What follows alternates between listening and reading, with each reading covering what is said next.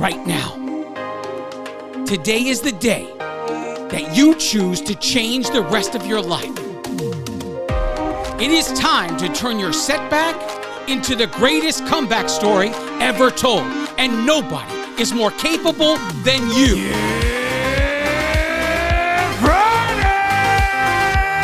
This is the Ranting Weight Watcher podcast, the future #1 weight loss podcast in the world. I am your host, Donato Russo. I hope you enjoy the show today. If this is your first time here and you enjoy the show, please subscribe and spread the word of the Ranting Weight Watcher podcast wherever you are and to whomever will listen. If you'd like to connect on social media or wherever else, check out my Linktree page, Linktree/the Ranting Weight Watcher. Let's connect today. Hello, everyone. Welcome to episode 162 of the Ranting Weight Watcher podcast. If this is your first time here, welcome to the show. Please consider subscribing. If you enjoy the show and you have an app that allows you to rate the show, please consider leaving a 4-star or 5-star rating. If that same app allows you to leave feedback about the show, please consider leaving feedback. What this does when you do these things is when someone else is looking for a podcast related to weight loss, my podcast will come up higher on the list because of your rating and your feedback about the show. Most of all, the best thing you can do to support this podcast is literally tell anybody you know that is in the same position we are in the same fight we are in, that you think would benefit from this message. Tell them about the Ranting Weight Watcher and help them on how to find the show. I want to talk about something before I go into journey updates here. I just want to congratulate everyone, whether you're doing it in Connect or whether you're doing it on the Facebook groups. The checklist challenge has been truly amazing to watch you guys transform. We're in phase 2. We are in the middle of week 6 of phase 2. And I can't even it's so amazing to see the growth in you guys. Whoever's left, whoever's here, I don't even know how many I started with in this whole thing. I don't know how many I currently have. And I don't know how many I will end with. It doesn't matter. All I can say is whoever is still here right now, you're doing fantastic. You're doing everything that was required of you so far. And in the blink of an eye, you are almost finished with phase 2 of this checklist challenge. You are almost finished. Just 2 weeks left. And then we'll be in phase 3. And I don't know if my end of the deal here is going to end in phase 3 or phase 4. But at some point, you guys are going to take off and fly. And you're going to take this structure that you've built over the weeks that we've been doing it, and you're going to apply it to literally anything you want to add to your journey. This is about learning how to create consistency in your life and learning that creating consistency causes a mindset growth you never, ever expected. And the transformations I see in all you is truly, truly amazing. I cannot believe we are already almost finished with phase 2. Phase 3 is going to get harder. Keep that in mind. That's the idea. That's how this works. The same way you go through every grade of school and every grade is harder than the previous grade, that's the way this checklist challenge works. But it's all based on the fundamentals of what will create success in what you're trying to do. Become healthy. And then, once you got all the basics, once you have all the fundamentals, you'll be able to take the structure of the checklist challenge and you'll be able to literally add anything you want. to your life based on this. Never mind in health, in anything. In anything. I can't believe how well you're all doing. I'm so proud of you all. You are all doing fantastic. Well, I got lots to talk about. Let's get into this! Journey updates. I am down this week. 1 pound lost. Pounds lost for the month of October is 4.4 pounds down. Total pounds lost since January 2019, 173 pounds.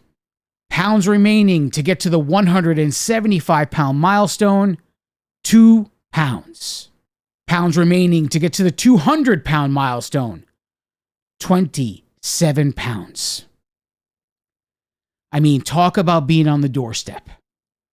I am ounces away from that 175 pound charm. Ounces away. In phase 4 of my quest to lower carbohydrates in my life, I am in week 3. Phase 4 dealt with working to bring carbohydrates down on Sundays. I am still not where I want to be carbohydrate-wise on Sunday. I want to be between 200 and 250 grams of carbohydrates for the whole day. This week I went up from last week. I'm at 363 grams. I'm at 181 grams of protein, and I want to be like 240 grams of protein. And I'm at 130 grams of fat, and I want to be at 90 grams of fat. For Monday through Friday, everything went as planned. The daily protein intake averaged at 241 grams per day. The daily carb intake averaged at 172 grams per day. And the daily fat intake averaged at 69 grams per day.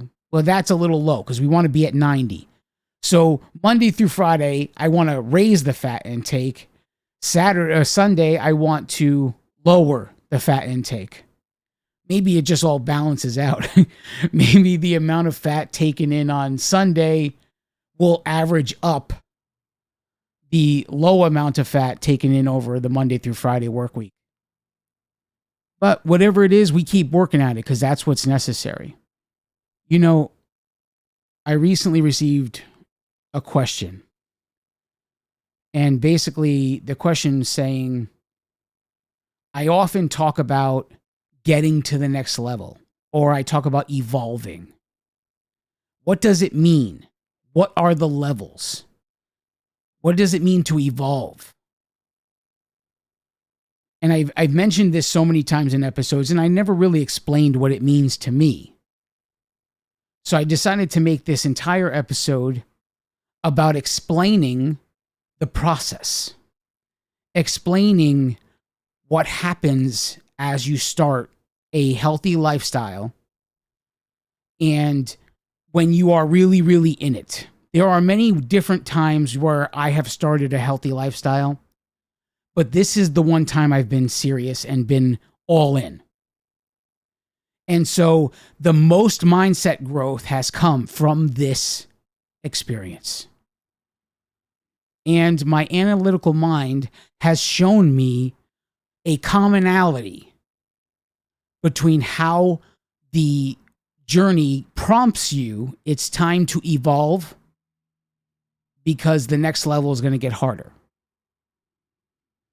So I took some time to reflect on how this all worked in my journey. And I tried to put it into as understandable of terms as I possibly could. I talk about how it's like school. Every grade you went up in, the work got harder, right? It's very much like that. Evolving so you can achieve the next level is the same thing as doing the work in school and getting to the next grade. It's like taking incremental steps towards success. They tell you often in these workshops, small doable goals that are achievable, right? And often people make goals, right? But the way they make the goal doesn't necessarily make them accountable, right? There's no, the way the goal is worded, it doesn't put you in a position to succeed or fail, right? And the thing about success and failure is that they're siblings, right? And you can't have one without the other. It's just as simple as that. If you spend your time in any regard, in regards to life, if you spend your time trying to avoid failure, you will never achieve success because you learn more from failure than you do from success. It's that simple. So we often decide, January 1st comes along and we often decide, oh, that's it. I'm going to lose some weight this year. This is the time. I swear it. I'm going to do it. I'm determined. We make these decisions. We make these declarations over our lives. But we do so, and then we follow that up with extreme decisions. As if the most extreme decision will make up for all of the years you've been doing things incorrectly, and it will get rid of it just really, really quickly. For example, oh, I love carbs so much, so I decided I'm going to go on a no-carb diet. I never exercise, ever. So I am officially starting to exercise 7 days a week. I never, ever track my food. I think I'm going to try macros. All of these are extreme changes. They may not seem that way when I say them, but they are. And they, based on where you're at, based on how I worded them, they would be unachievable. It seems simple to say, I'm going to give up carbs because I love them so much. But is it sustainable? What are you setting yourself up for when you say these things? Could you just say, let me see how much carbs I take in now by tracking what I eat now, and let's work incrementally to drop those carbs? Wouldn't that be a logical approach? We seek out time and time again. We chase unicorns. We chase pots of gold at the end of rainbows. We see someone else succeed in something we didn't even think of. Oh, look, they have such success in keto. Let's go join keto. Because then we will have that success. Oh, look, that one's doing intermittent fasting. Let's go do intermittent fasting because then we will be that successful. And that's just not the case. Because no matter what you choose, it comes with a fundamental list of behaviors that need to be followed in order to achieve success.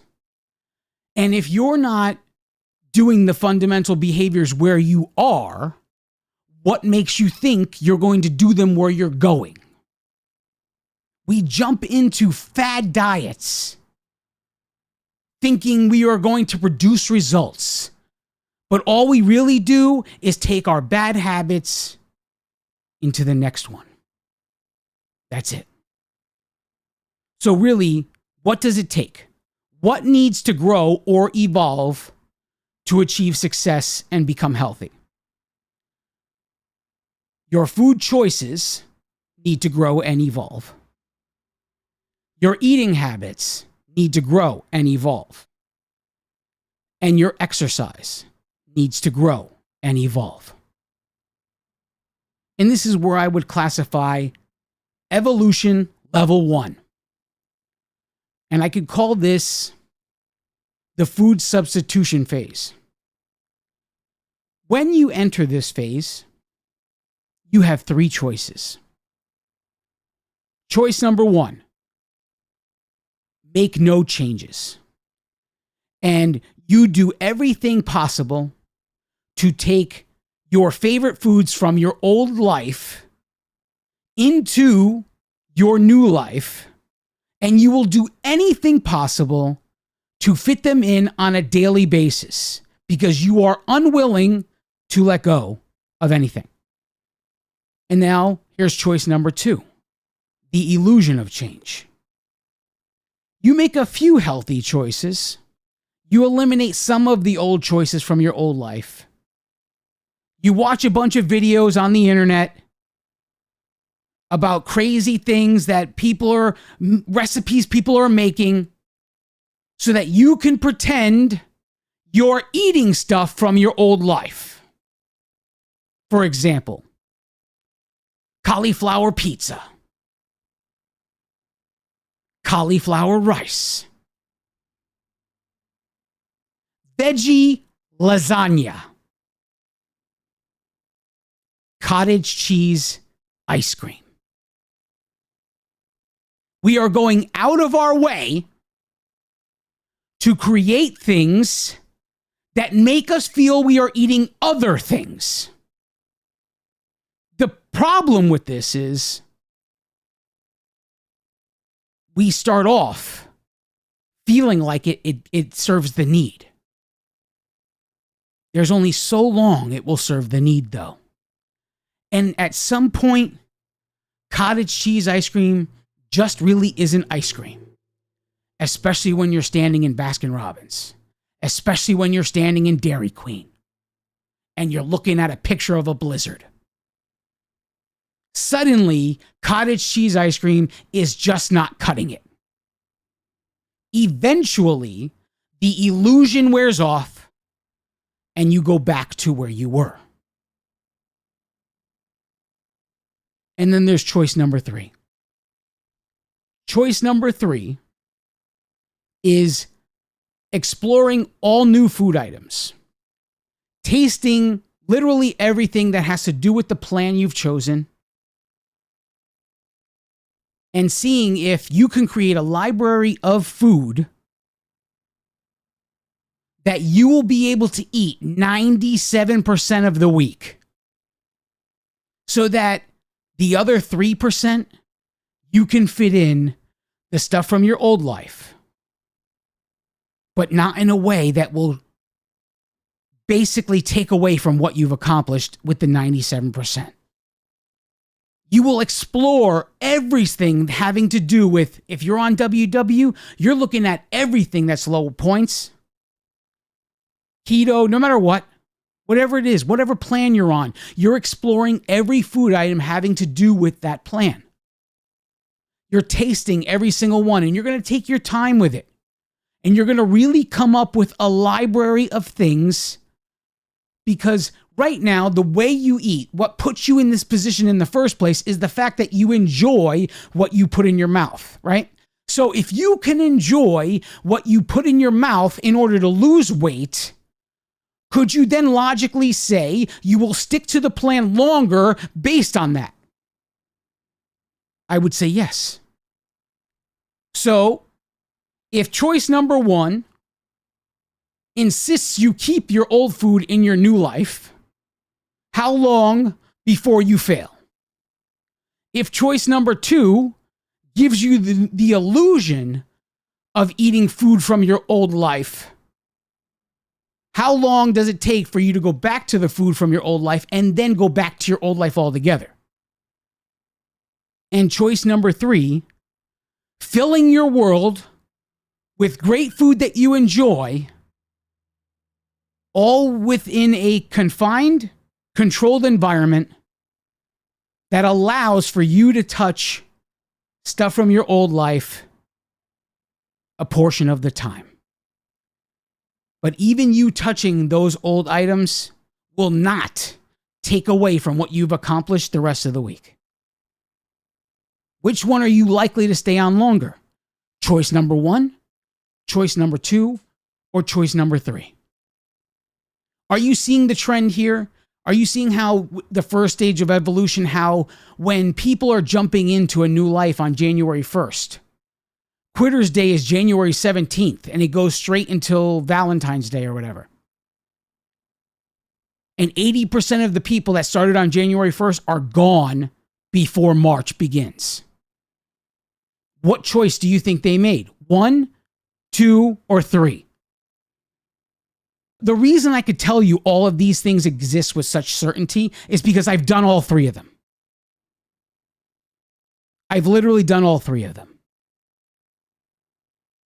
And it wasn't until this time around in 2019 when I began that I came up with the approach for number 3.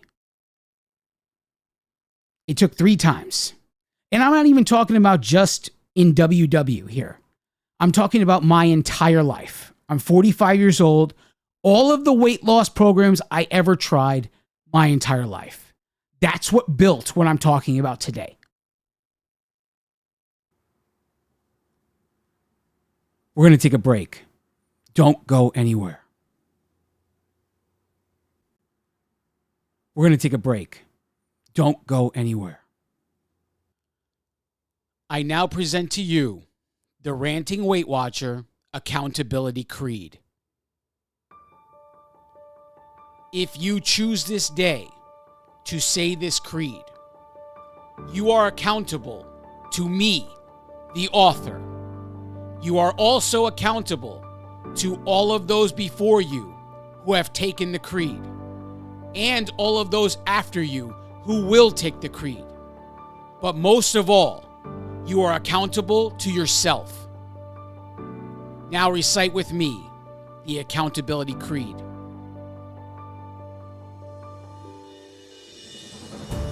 Nothing can stand in my way because I choose to be unstoppable. My challenges crumble in my presence because I choose strength when I am weak. My insecurities have no power over my life because I choose confidence in the face of fear. I own every last one of my mistakes because I choose growth over mediocrity. The mirror and the scale are powerless because I move forward in spite of the result. Circumstances are not obstacles because I see solutions instead of problems. The demons of my past can no longer torment me because I choose to renew my mind daily. All things are possible as long as I believe, because if God is for me, who can be against me? This is the creed I declare each day. It is about what I do, not what I say. I will learn the work that needs to be done. I will never stop, even when I've won. I will work consistently, no matter the cost. I refuse to believe that all hope is lost. I will work when I want to. I will work when I don't. I will work when they are cheering. I will work when they won't. I will work when it's easy. I will work when it's hard. The atonements that I've made are made with no regard. I will work when it's cold. I will work when it's hot, because choices have consequences, justified or not.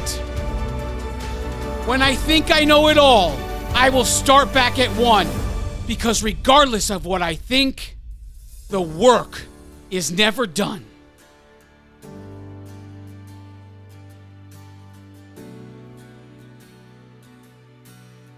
And from this moment forward, when times are tough, I choose to believe that I am enough.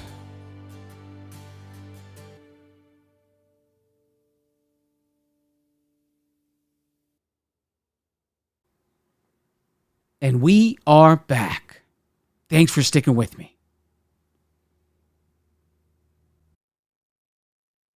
Now, the second part of evolution stage 1, or level 1, is exercise. And you have 2 choices with regard to exercise. You have the if they can do it, I can do it approach. You go all in with no ideas to do something in regards to physical activity based on what you see other people doing. You literally have no idea what you're doing, but you're looking at what other people are doing, and you're like, all right, I'll wing it. Or choice number 2, a systematic approach, a planned, detailed approach based on your current physical limitations, with the sole intention being to execute a plan that you create that will create consistency. For you to do something in such a way based on your current skill level, and so that you can do it consistently, with the intention that at some point you're going to build on what you've created. And it will all depend on you. It's you versus you. What your skill level is now. Oh, I can only walk 20 minutes now. Well, 8 weeks from now, maybe you can walk 25 minutes. But the agreement is that you will walk 20 minutes for the first 8 weeks. Do you see where I'm doing? Because you know you can do the 20 minutes. You're not going to the gym and getting on the Stairmaster just because you saw somebody else with a great body doing it. That's not what it's about. Which one of those two choices is more sustainable?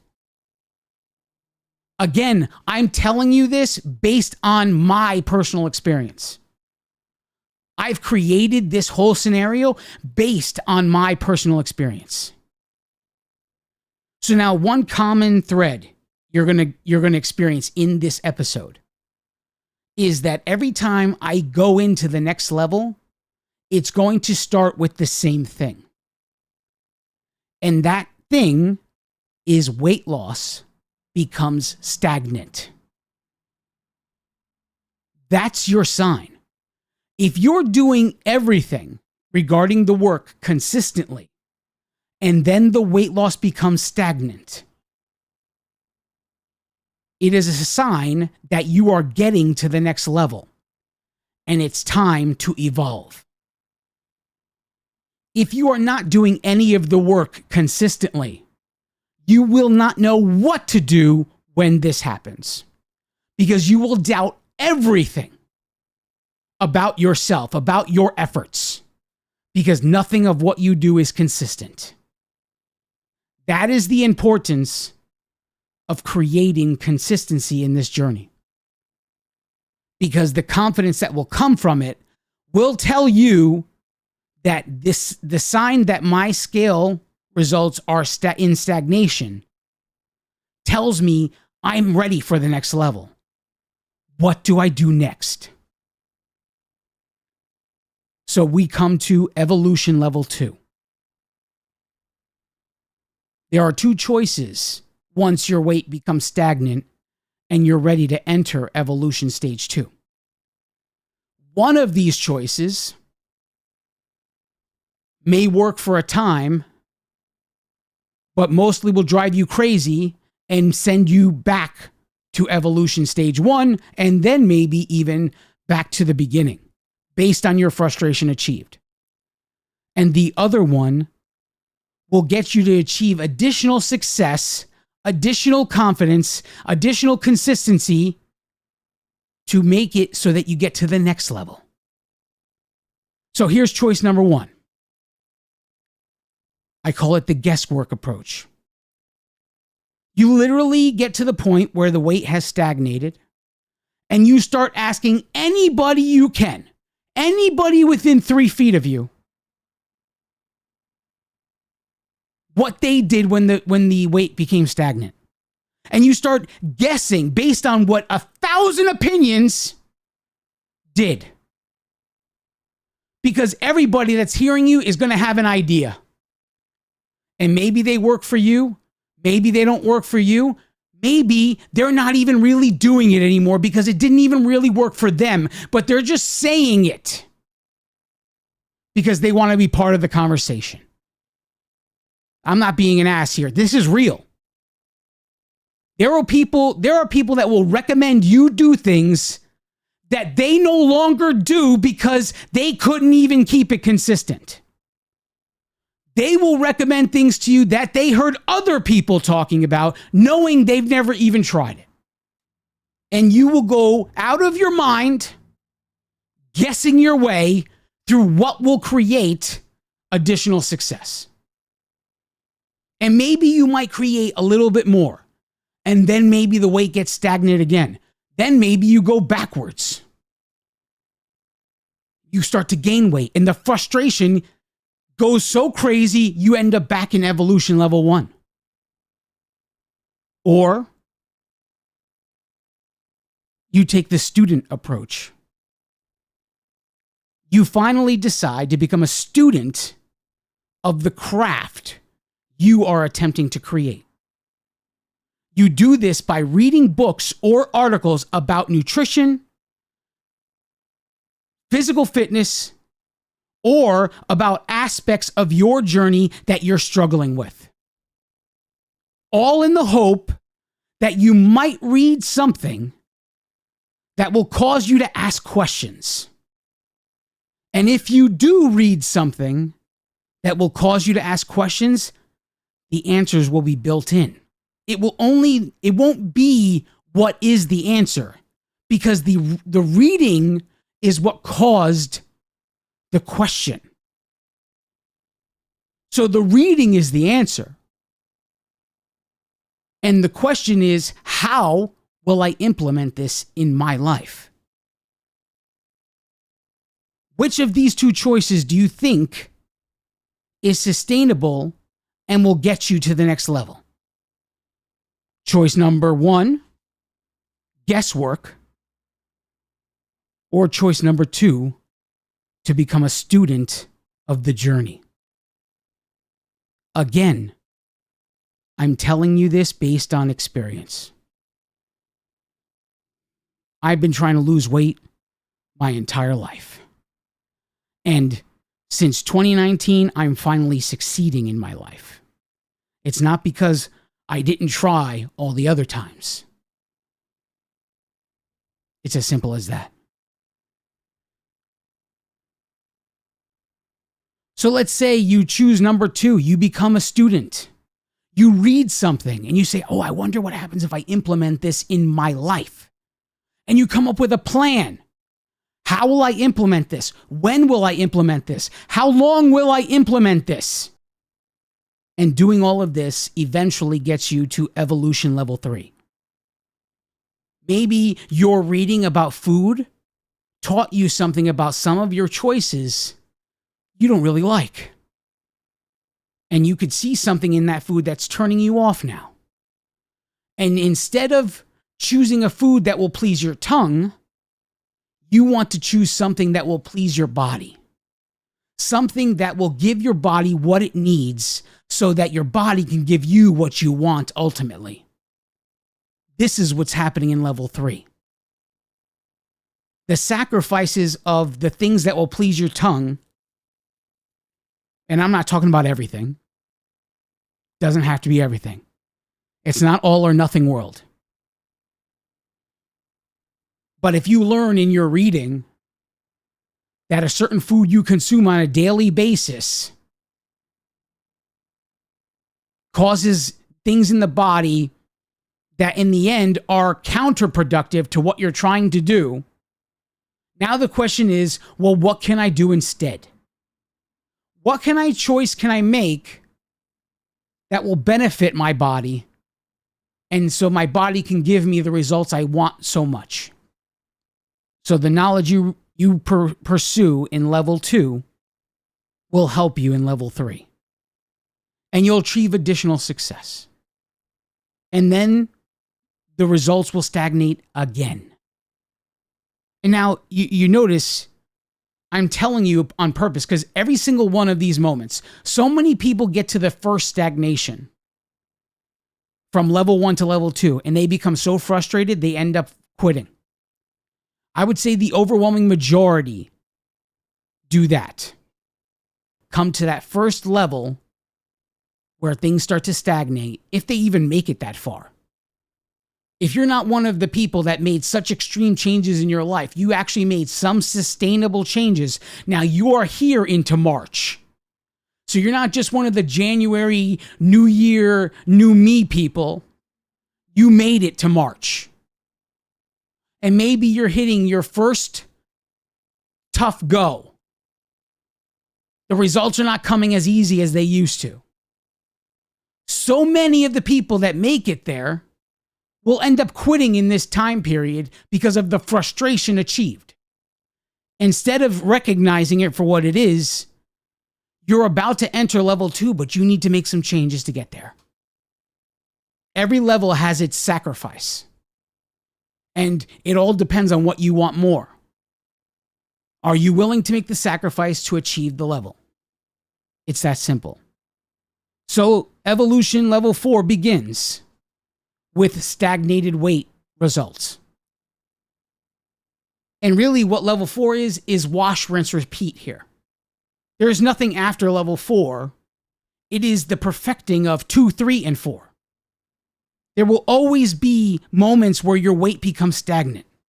And in those moments, it's important that you have to be mindful enough to say, it's time for me to get in the books. It's time for me to read something that I don't already know. It's time for me to listen to some podcasts that I don't already listen to. It's time to me to look on YouTube and watch some videos about nutrition.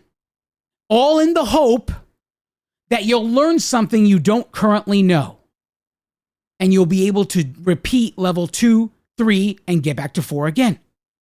And you'll be dancing between 2, 3, and 4, 2, 3, and 4, 2, 3, and 4. Reading, learning, implementing, going back to reading, learning, implementing. Over and over and over until the desired level of health is achieved. Over and over and over. Once you become so successful that you are in this part, you are on your way to becoming the 2%. Your mindset, you will have completely transformed as a human being. Because achieving the level of discipline necessary to chase health changes you in so many ways. Because it's the one thing you can't buy. You can't buy health. No matter how much the world tells you, you cannot buy health. There's no pills. There's no shots. There's nothing that will achieve the level of success you're looking for. The level of health you are attempting to achieve is only based on you earning it. That's it. Nobody can do it for you. A healthy body is the only thing in this world you cannot buy. You can do things and have the illusion of health, but they will never actually be health. At some point, you learn that longevity, true optimal health, creates this idea that you will never actually leave level 2, 3, and 4. You will always be somewhere within those 3 levels. You will always be either in the reading phase, the learning phase, the implementation phase. You will always be trying new things. The world does not end with the program you started with. It does not end with WW. If you don't think I'm right, go to the library and ask them where the nutrition section is. However many books you see there is proof that whatever program you're in is not the end-all, be-all.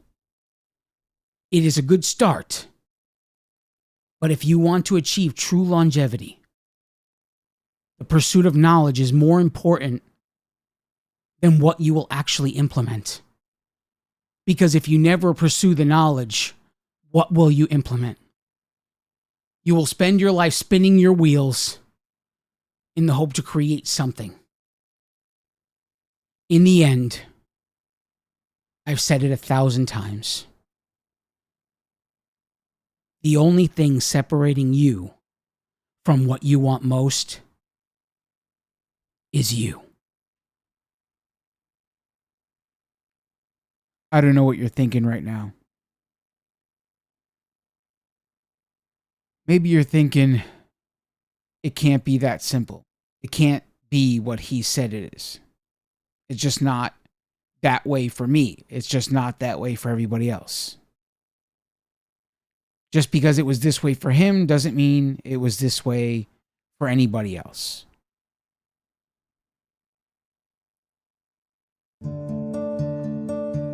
Maybe you're a little aggravated right now. Maybe you're looking at your life and you're realizing you've been stuck in level 1 for the entirety that you call a journey.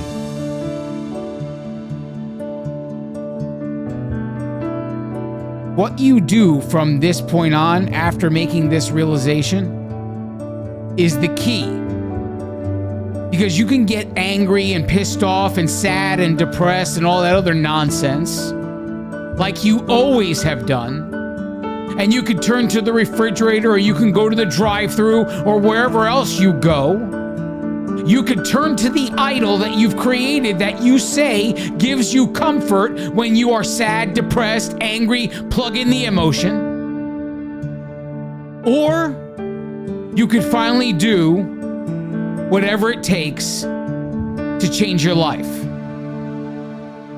Because if you're thinking that you can live a life that's different from your past life without actually making any changes, that's the delusion. That's the silly idea. That is the fantasy. Nothing changes if you don't change. Nothing changes if I don't change. If we want true change, if we want true health, we have to do what it takes to achieve it.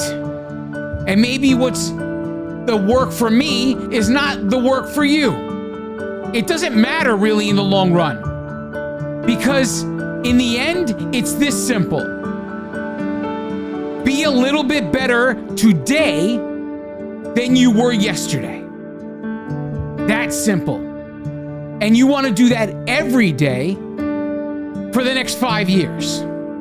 If you are a little bit better today than you were yesterday, every day for the next 5 years, in 5 years from now, you won't even recognize yourself. You'll have one of those moments in the mirror that I talked about last week, where you don't recognize the reflection you see. Imagine that. Imagine the person you see today being someone you don't recognize in 5 years. All you need to do is be better today than you were yesterday. I love each and every one of you. God bless you all.